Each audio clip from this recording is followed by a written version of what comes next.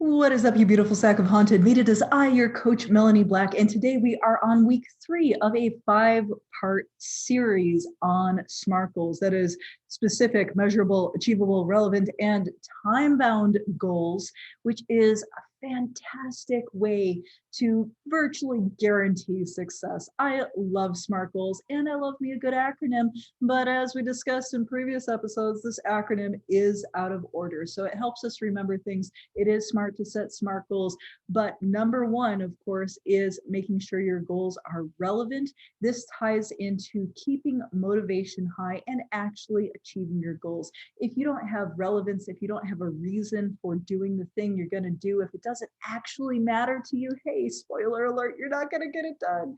So relevance was number one that we went over. Number two, time boundedness. All right, making sure that we decide how much time we can dedicate to this goal, how we're going to fit it into our busy, crazy lifestyle, because you've got other things to do. The world doesn't stop when you set a goal, right? So we want to make sure that we are being reasonable with the time allotment based on how relevant the goal is. So that is why I always choose timeliness or time bound as number two.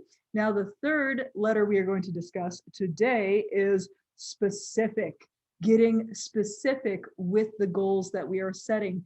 And this is an interesting one because this is where we have to define what is a result and what is an action, okay? Because we can have a goal that is a result. For example, you could say, I am very overweight right now and I want to lose, 200 pounds.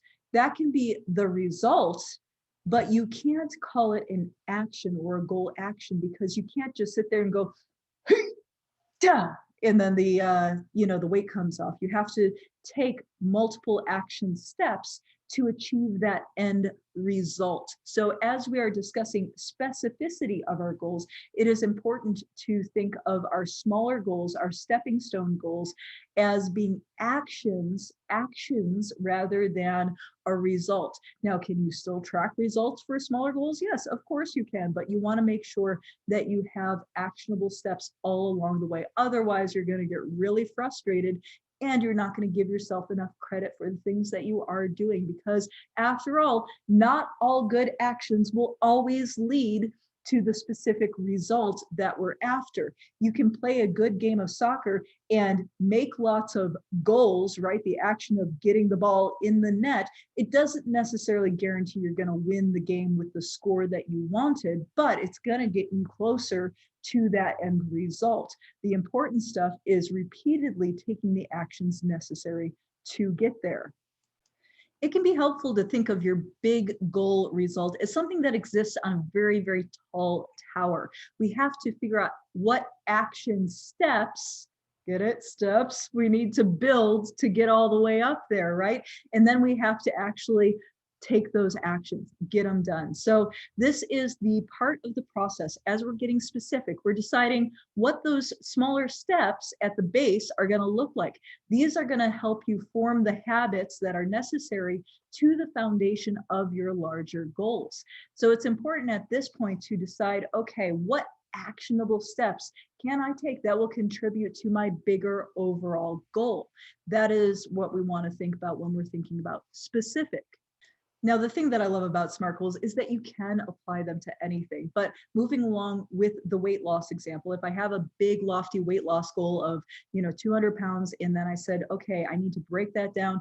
How much time can I actually dedicate to that goal? How much time will I want to see some kind of result in? And let's say that I know that I'm going to get discouraged if I don't see results quickly. So I'm going to maybe set myself 3 weeks as the time frame to work on this. And I can set aside a certain amount of time each day, maybe 20 minutes, maybe an hour each day, dedicated to this project where I'm going to create the habits, create those action steps that will ultimately lead up to that larger goal. So what am I going to do? Maybe I want a small goal result of, okay, in 3 weeks, I want to lose, 5 pounds. Like that's the result I want.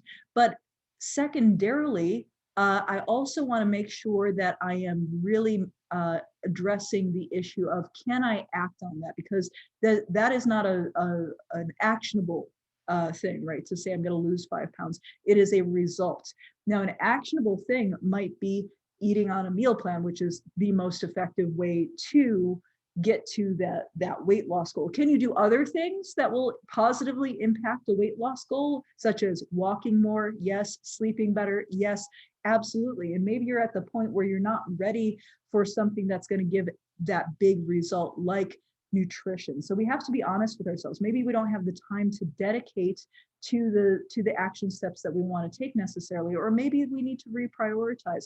So these are the benefits of putting things through that SMART goal filter, is we actually think about it ahead of time so we don't waste our time, get frustrated, feel like we're not accomplishing anything, right? We want to avoid all of those terrible feelings that set us back, that make us feel like we're starting over again and again and again, and actually look at this in a very, smart way. We're breaking it down. We're deciding what actions we need to take. So if I said, you know what, 20 minutes a day, I can make myself some healthy food in 20 minutes a day. If I'm doing like a no cook meal prep, that kind of thing. If you need help with that, by the way, www.thenerdgym.com.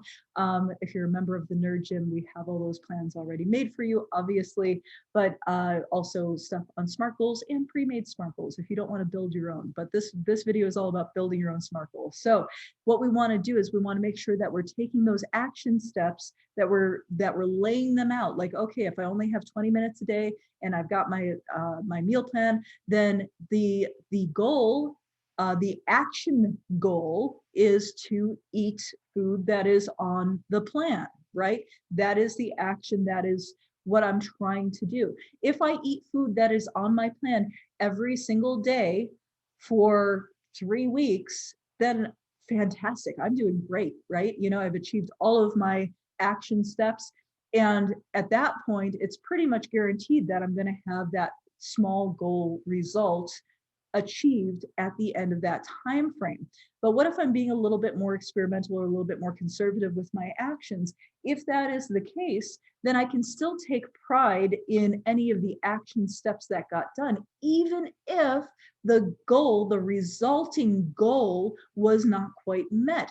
That way I can detach my self-worth from this idea of like, oh, I have to meet this certain goal, I have to meet this certain end result, or I'm a failure. No, you can look at it in more of like a scientific way, like, oh, well, those actions, I took the actions, I did all the right things, and the goal wasn't met. So, oh, well, I guess we can reassess and choose another and decide whether I want to continue the habit that I've built in that time frame.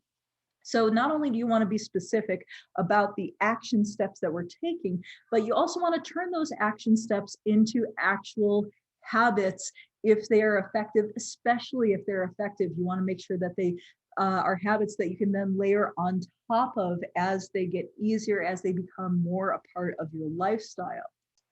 Okay, so in summation, what we have gone through so far on your SMART goals journey here. Number one, making sure your goal is relevant, that it's something you're passionate about. You got deep feels about why you want to get this thing done, why you want to have the result that you do. It goes beyond just frivolous, oh yeah, that would be nice, because that's not going to be enough to keep you motivated, is it? We want to make sure that we're relevant. Number two, once we find that fire, that burning relevance, then we're going to decide time bound. Okay, how much time can I dedicate to this project? How am I going to fit it in? Am I going to do 20 minutes a day for the next 3 weeks? Am I going to do an hour a day for the next 6 weeks? Whatever it is, whatever you feel like you can dedicate time wise. Now, okay, it's relevant. We got the time set aside. Now we're going to specifically decide what action steps that I can take next that will fit into that time frame and keep me moving towards that relevant goal, towards that relevant outcome. Which action steps can I take specifically to get to the goal that can be achieved within that time frame? So next week, we're going to be talking about how to measure and achieve those goals. Next couple of weeks, we're going to talk about measurement and achievement. But first, relevance. Second, time bound. Third, specific. All right. See you on the next one. Bye. Oh, like, subscribe, comment below. What other YouTube things do I have to say? That's it for YouTube. And if you're not a member of the Nerd Gym, go to www.thenerdgym.com, join our Patreon, and you will get access to live Zoom classes, online classes. We come to you. We do the exercise, we do the nutrition, we do the fun and getting more awesomer together every single day, because having a body should be fun. And yeah, I will talk to you later. Bye.